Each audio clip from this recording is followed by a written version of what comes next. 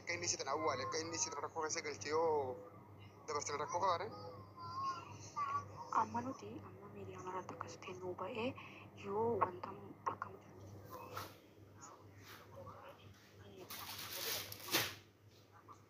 Okay, bareedaadha akkasitti isa rakkisu.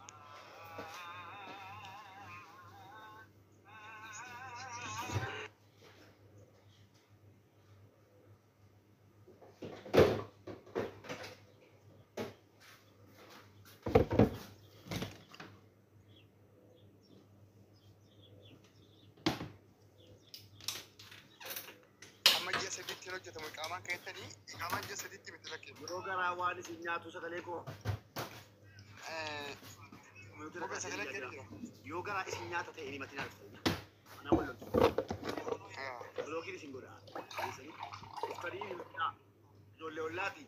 Maaloo asfaraaroo ta'e achumatti asfaraarraa adda adda. Asfaraaroo sodaachoo ta'e nama hin sodaachifnu. Seeraan itti deemna mala. Amma nama kana dallala seera alaa ta'e mootummaatti kenna lakkoofsa. Jaallattanii jibbitanii sin ijoollee mandaraa taanaan garaan isin nyaatus ijoollee ollaa ta'e garaa isin nyaatus dhuftanii maxxanii ragaa guutuu sagalee keessa waraabbatanii akka gadi baatanii mugatti isaan teessanii nuti isin bilbilii jennee malee miidiyaa lafaa isin jennee akka hin jettan nan beekanii baay'ee. Amma seeraan itti adeemamu immoo diimee keessaa lama keessa tokkotti mubaarikiin dargaggeessi miidiyaan tokko. Media ratu-ratu waan inni guutuu mootummaatti dabarsee kenna. Namoonni nama nyaatis maallaqa nama nyaati isin fuudha jedhee ijoollee shamarran biyya alaa goobse maallaqa irraa guutuu jedhee mootummaatti dabarsee kenna. Kana waadaan kenna mootummaatti. Sitaa mootummaatti dabarsee kennu ta'u suuraa kee fudhu sagalee kee fudhu. Eenyu dhufee maatiin biyyoodhaa eenyu namni itti gaafatamummaa fi dhiyeenya akkasii qabu waan ati gaafate kana nama gadhaabee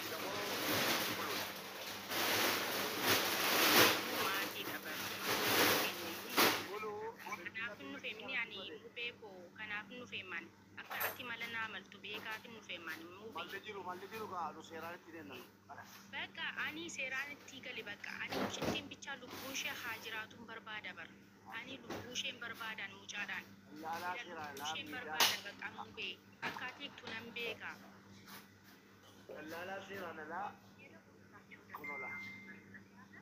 Agartanii dallaalaa seeraan alaa mootummaan ifaanii bakka sana murteessu barbaadna. Maaliif akka fakkeenya ta'u warra isaanii.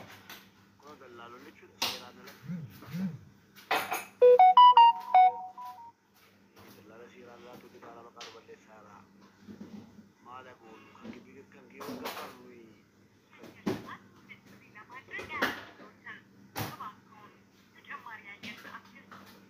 ተጨማሪ አየር ሰዓትን እየጌት ተገሉ ሸይጣን ትትዬ ጌሳይ ቡሪ ረዲባ ቡሪ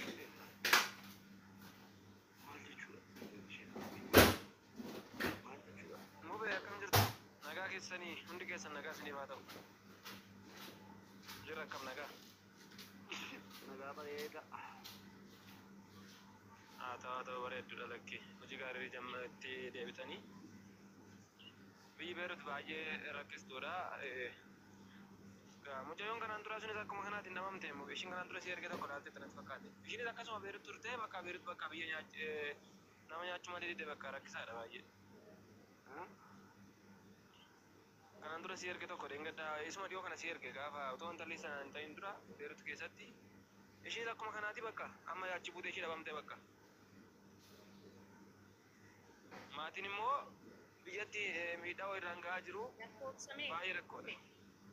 Lakkoofsa maatii iddoo isheen turte yuunaa ergiteetti kunoo keessa ilaalaa jira seerku kan iddoo isheen jirtu kan mucaa isaanii kan abbaa kan jaartii jechuudha. Kan mucaa isaanii. Namichi kun maqaan isaa Taakkalee jedhama dhaggeeffadhaa uummata keenya koppiriin ishee godha agartuu miidiyaa hojii jammareera. Warri maqaa jaalalaatiin birrii nyaatamtanis kana booddee maqaa jaalalaatiin illee seera mootummaa Itoophiyaatiin maqaa jaalalaatiin illee shamarran nyaachuu dorgomeera. Sin jaalladhaa sin fuudha jedhanii mana irraa ijaarratanii kaanii warra gammadda shamarran wallaahi suma dhugumaati. Mana ijaarrate harkatti qabu mootummaan laa ilaaha illallah. Agala tooman nageenyisi. jaallatiin duruu irra bakka jaalala dukkanna namiti amma immoo dukkanna barbaada jechuudha. Akka fakkeenya ta'u namni maqaa jaalatiin kanni kaa godhatee hoo kanni kaa godhatee ta'ee birrirraa nyaatee badee hoo.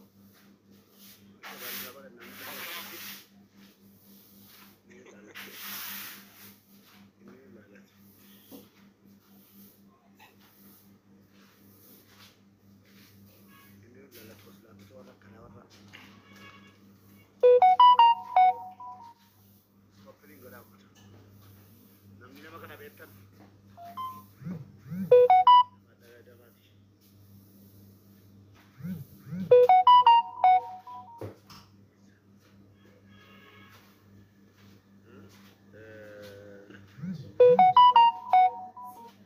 jaallatee Saati sala Dostay bakıyorsun ben sana.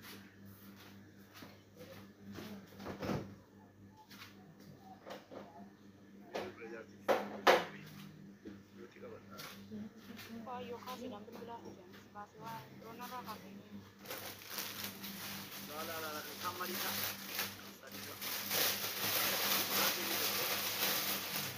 garaattos ta'u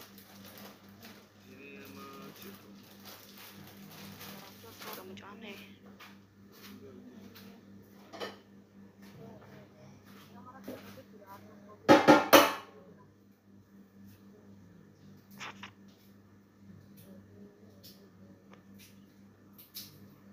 Saata kiluu jala mabiyoota asii kennuun ta'u uwwaasa kal shantamii tokko 80 68 78 irraan kimi deebi'a uwwaasa kal shantamii tokko 80 68 78 kiluu jala maaliin kala kana gurguraate itti bilbilaa jirraa bilbilaan mana ide hola amana matti wali bilisa bijida mamma bijida waan ta'e tokko naa ergeera ilaali sagalee wayii naa ergeera ilaali mee galiitti waasappii keessa amma bo ergeera ilaali ajjala jira jechuudha la eessa dibdi akka mana Muusaa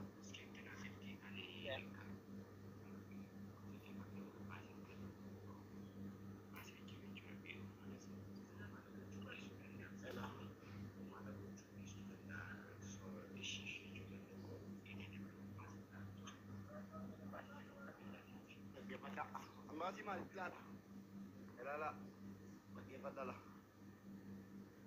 sagalee isaa dhaggeeffadha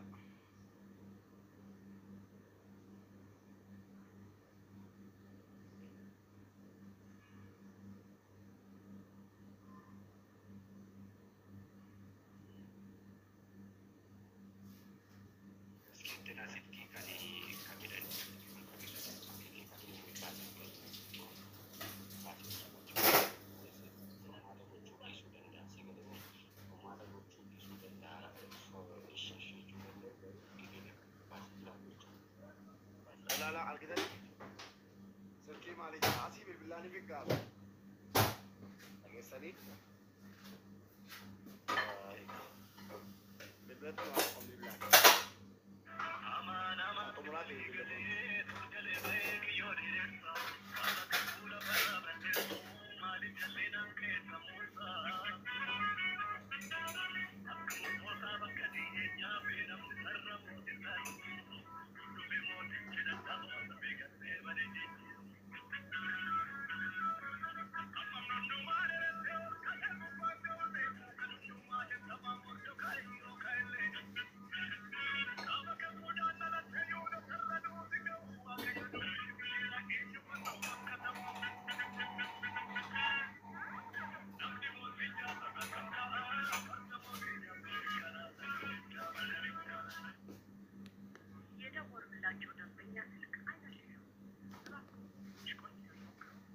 agartanii daldalaa seeraan alaa balleessuudhaaf mootummaa wajjin hojjechuu kenninaa taakkalee jedhamaa kan ni jiraatu magaalaa Finfinnee keessa nama ijoollee goga baadha. Ijoollee hojjetee gadhiisa. Kabajaan dabalee raafii jala jira. Jalaan kaasuu mucaa abaabbaadha sobee. Keessanii kanaafuu furmaanni jiru maa inni? Furmaanni jiru viidiyoo irratti hojjechuudha footoo isaatii fi dhalli ni gurgurate furmaati. Kennaa wallaggaa bakka didee jettee miti waliin galtu hattuu jechuudha nuti kennaa ni jedhamtu geesse hattuu immoo hattuuti. Lalle of tasfiidhaasa miidiyaadhaan jira malee kanaa naasoo qorratti wal argina shi. Asii biloogii taata. Kan gurra qoshee jira kun kanaan biloogii godhee keessa ga'ee asirraa biloogii godhee akka jira agarri qoshaashi. Duwwaa taate jechuudha. Kan afaanii fi midhaan iyyuusi.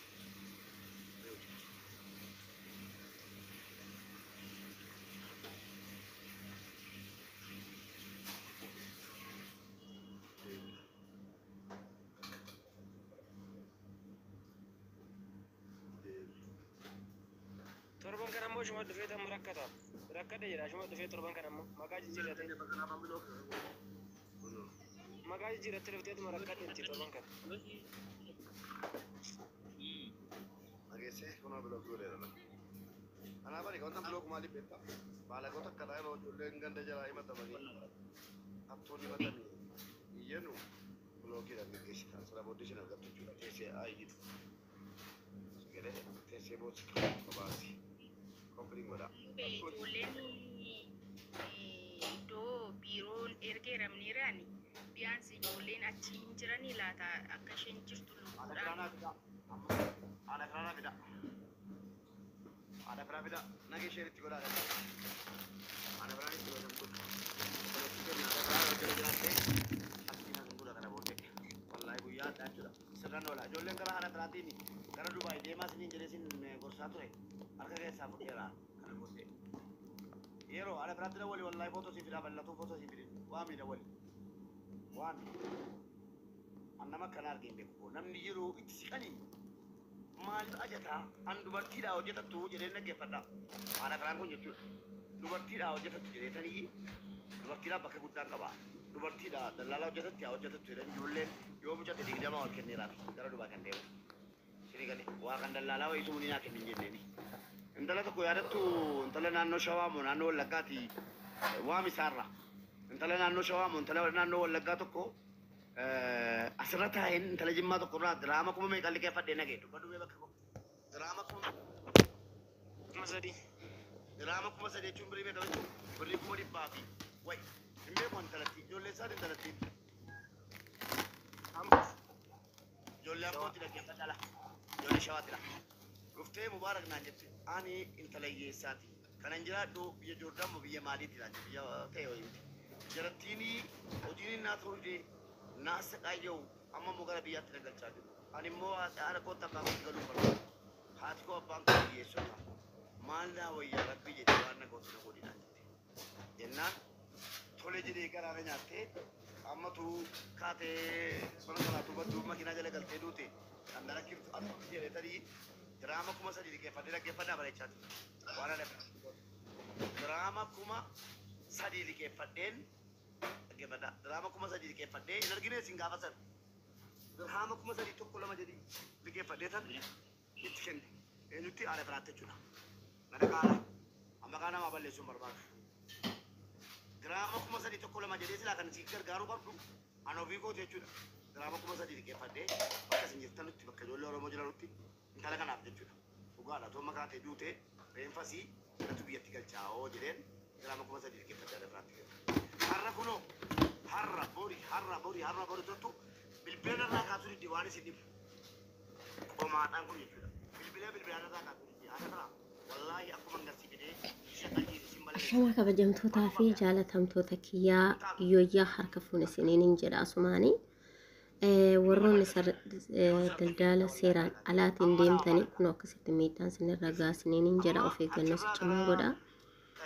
Naa kunoo mucatti kana reebbicha cimaata irratti gaggeeffamee lubbuudhaan jirtii hin jirtu wanti beekamu hin jiru jechuudha yeroo ammaatti.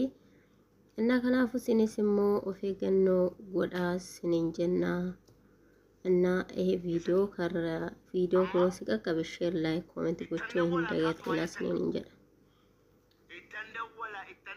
ittandawwala bilbila jala qabdu eenyu haati fira haadha fira har'a dhugaadha sii darbeera ijoollee guureetitti kennaa ture simbarrean baalagee dubartiin baalageen seene dubartiinan baalageen jirti seene dubartiin lakkaa dubartiin baalageen tokko tokkoon quufan dandeenyeetti dhageessanii haati fira kanaan duras himatamte himannaa kanaan dura himatamte sitti kaasaa haadha fira geesse yaada dhokka itti keessaa si kaase dubartii dheedhii si azanii jechuudha himannaan kanaan